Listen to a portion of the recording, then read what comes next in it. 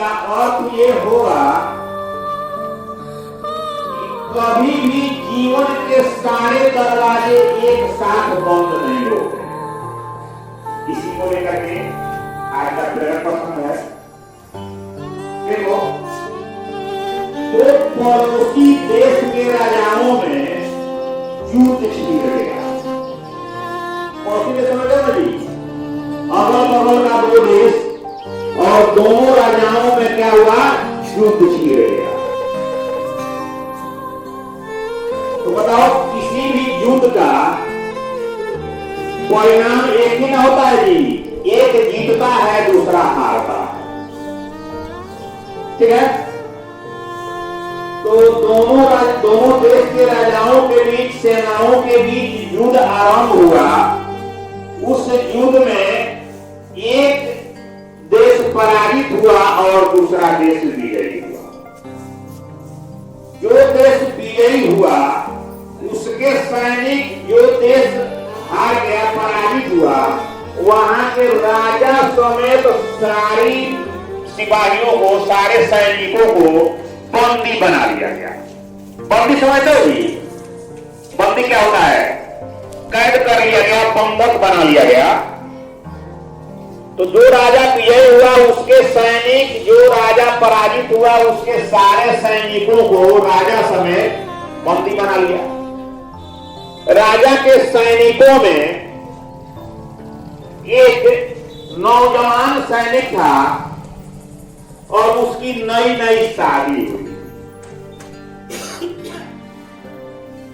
दोनों पति पत्नी सेना में थे, राजा के सैनिक थे, पत्नी भी सैनिक थी, पति भी सैनिक था। दोनों को बंदी बनाया गया और दोनों को बंदी बना करके एक कारावास में, जेल जिसको बोलते हैं, डाल दिया गया। अलग से इन दोनों को एक अलग कमरे में डाल दिया। उस कमरे के दरवाजे पर एक सिपाही जो है पहरा दे रहा था। एक दिन सिपाही आकर के उस नौजवान सैनिक और उसकी पत्नी से बोला कि तुम हमारे राजा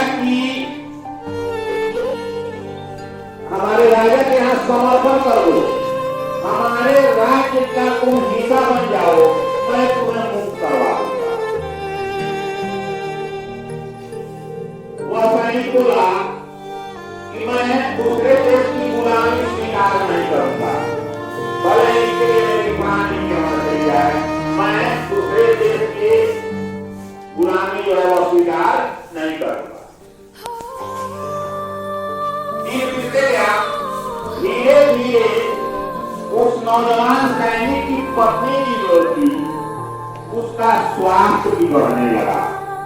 वह जो है धीरे धीरे बीमार होने लगी और अपने पति से कहती थी कि आप क्यों नहीं उस मंत्री की बात, उस सिपाही की बात मान लेते हैं, क्या हो जाएगा, हम उस राज्य में थे, आज इस राज्य के नागरिक हो जाएंगे, हम यहीं की जो है नागरिकता ले लेंगे, हम इसी राज्य के सैनिक बन जाएंगे।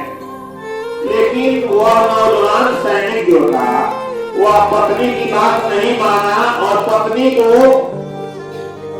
धैर्य रखने के लिए बोल रहा था कि देखो एक न एक दिन कोई रास्ता जरूर निकलेगा।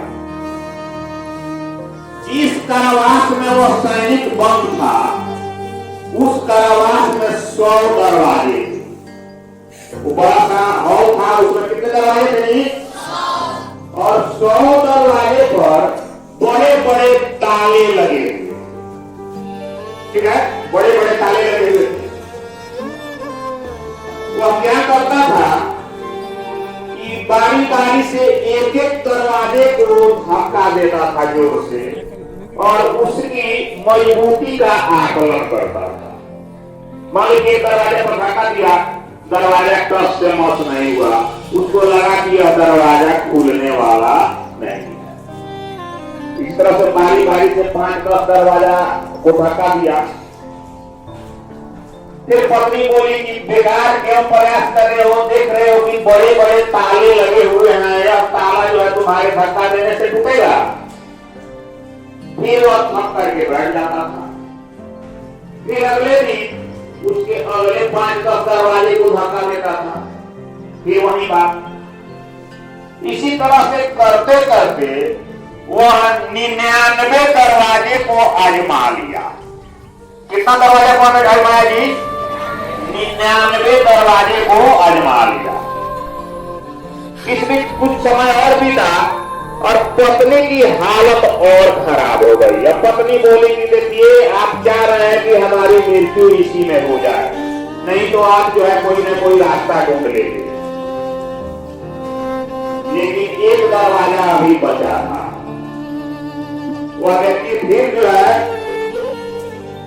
साहब की अपना बटोरा और जाकर के उस 100वें दरवाजे को धक्का दिया। जैसे 100वें दरवाजे को धक्का दिया, दरवाजा थोड़ा सा चरमराया। जैसे दरवाजा थोड़ा सा चरमराया, इस सैनिक को जो है आत्मबल बढ़ा कि हो न हो हम लोग के निकलने के लिए यही रास्ता।